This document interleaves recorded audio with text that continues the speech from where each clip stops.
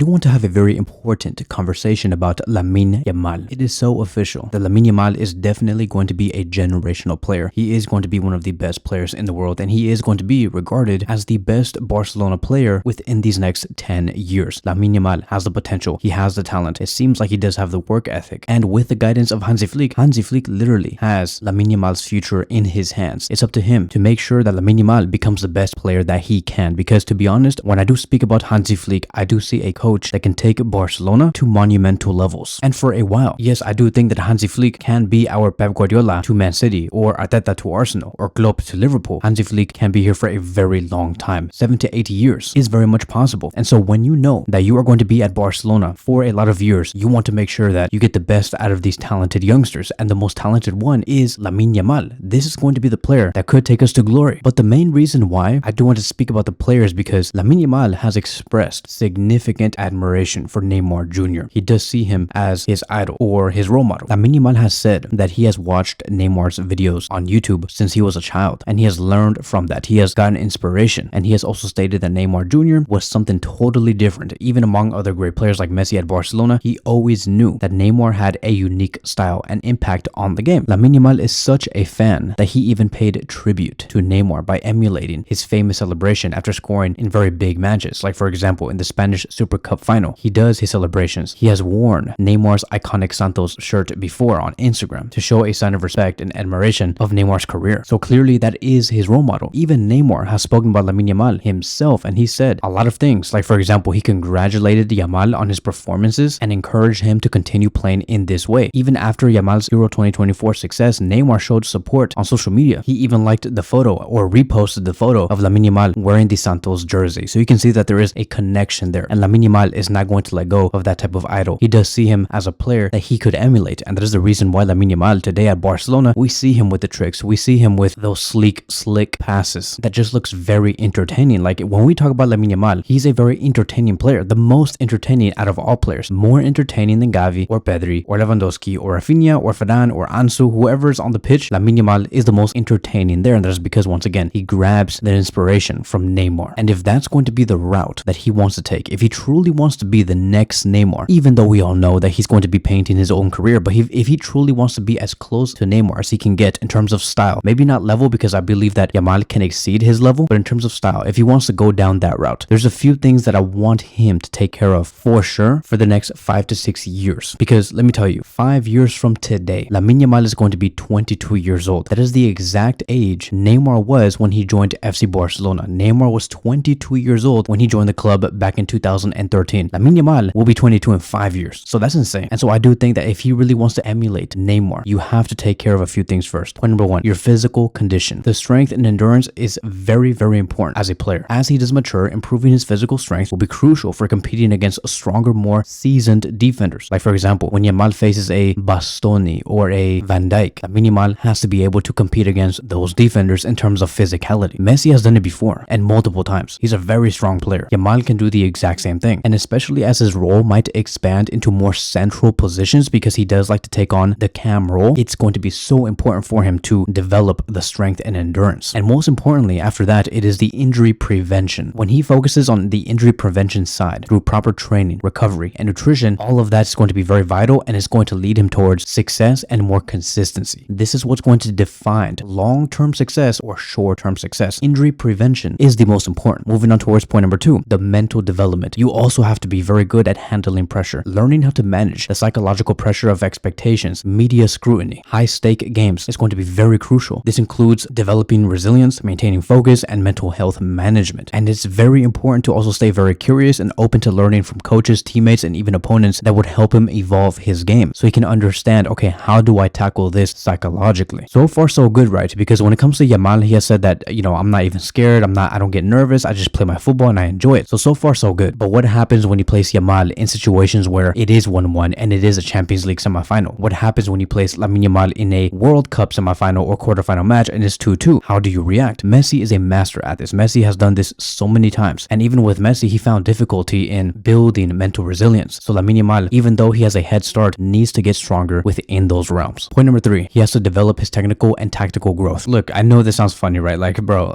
his tactical and technical growth, it's already on par with the Salah Salahs, the Fodens, Kevin De Bruyne, and all those other very technical players. Lamine Yamal is exceptional, but if he adds new skills, refines his existing ones, like shooting accuracy in different scenarios or in playmaking abilities, right? Like how can you find more key passes in the middle of the pitch? It's going to develop his game even more. Like for example, he has already developed some things. Last year, we were talking about how he lost his composure every time he had to shoot the ball when he was on a 1-versus-1 situation with the goalkeeper. Like he lost balance, he looked a little nervous, just a little, right? And we're like, okay, he needs to score more goals. But in order to do that, he needs to be more composed. Now this season, he has no problem going on 1v1 situations. He always wants to score. He wants to exceed his goal scoring numbers every season. And the way that he has been able to do that is by getting better with his right foot, with his left foot, being more composed. So once again, he does have a head start, but he has to get better and better. Never be satisfied with what you currently have. And then point number 4, which is going to be the last one, is professionalism. Maintain a disciplined lifestyle off the pitch. Yes, I know that you earn all this money and that life is good. I understand, right? When you're young, you do want to use your money for certain things and you want to hang out, go to parties. But dude, if you really want to become the best player in the world, which I do think Yamal can be, you have to be very disciplined off the pitch. That includes your diet, your sleep, avoiding distractions like a lot of partying every weekend on social media. It's going to be very fundamental. You don't have to like 100% cut out all of these things and cut out 100% of partying, 100% of social media, but just limit those habits and you'll be okay. Here is going to be a few examples on what some players did during their careers that did not allow them to become the players that they were supposed to be. Bojan was once dubbed as the next Messi back in 2010 or 2011, but Bojan never delivered. He never got better and he eventually left FC Barcelona a couple of years later, and that is because he struggled with the psychological factors, right? The pressure that he was receiving when there were big games. He could not deal with that type of mental strain and his career went down and down. Another player that I would bring up is Pato. Pato was a prestigious talent at AC Milan, but he suffered numerous injuries, right? It was not the mentality issue. It's not like he was unable to perform under pressure, but his injuries really caught up to him and he couldn't become the player that he was supposed to be. He had high expectations, but injuries kept coming over and over again. Hence the reason why Lamine Yamal has to make sure that the injury prevention is on point. Now let's move on towards Freddie Adu. Freddie Adu was going to be the future star in the US, but the early success went to his head, leading to poor decisions off the field, lack of focus, and not fully capitalizing off of his potential due to the lack of professionalism. So this was not a mentality issue, nor was it an injury issue, but this was a professional issue, something that Lamine Yamal has to take care of and make sure that he is 99% of the time focused on football. And so I know, right, it's crazy for us to even say that, you know, Lamine Yamal has a good idol like Neymar, right? Neymar is not that bad, but at the same time, you know, he did make some decisions that made us really think like, okay, is Neymar serious? Like, what is he doing here? Does he not care about his career, right? When he moved away from Barcelona and he went to PSG, we all questioned why would he do that? Since then, he became money more. Everybody was saying this guy is just somebody who wants more money because he wants to spend more on his lifestyle, etc. So that does worry us a little bit, because if Lamine sees Neymar as an idol,